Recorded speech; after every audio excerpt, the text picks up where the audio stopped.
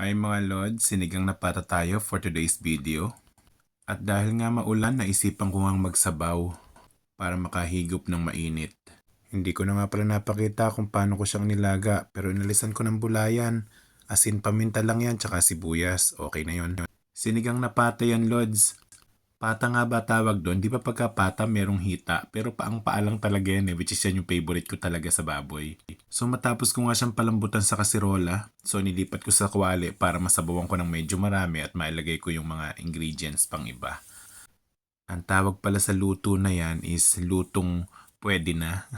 Dahil nga maulan, kung ano na lang yung nakita ko sa ref, yun na lang inilagay ko. Yung mga cute na pechay, wala nga akong ibang gulay kung hindi yan. So pinakuluan ko nga pala para lumambot. Mas masarap kasi dyan talaga yung malambot na malambot. Yung kusa na siyang humihiwalay sa buto niya. So pinakuluan ko nga ulit. Gamit yung dati niyang sabaw doon sa kasirola nung pinalambot ko siya. Naintindihan niyo ba? Parang medyo magulo. May pork sausage nga pala akong natira din. Sinama ko na, mekos-mekos na nga. Kaya nga ang tawag sa luto na yan, lutong pwede na. Dahil wala nga tayong labanos, sitaw, at saka gabi, ayan, gabing nakasupot. Pwede na din yan. Sampalok with gabi. Sarap nito.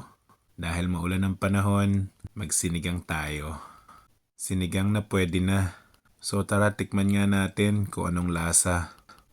At tinikman na nga ni Kalbong Pogi. Approve naman daw. Approve. At ayan nga, maya-maya lang ilagay na natin ang ating mga cutie na pechay.